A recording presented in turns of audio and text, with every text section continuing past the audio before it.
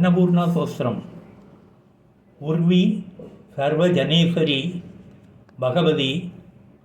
मादान्नपूर्णेश्वरी वेणी नीलसमान कुंदलहरी नित्यान्नदानेश्वरी सर्वानंदगरी त्रिसां शुभगरी काशीपुराधीश्वरी भिक्षां देहि कृपावलंबनकरी மாதா அன்னபூர்ணேஸ்வரி. இதனுடைய அர்த்தம், மிகப்பெரியவளே, எல்லா மக்களுக்கும் தலைவியே, ஞானம், சக்தி, பலம், ஐஸ்வர்யம், வீரியம், தேஜஸ் ஆகிய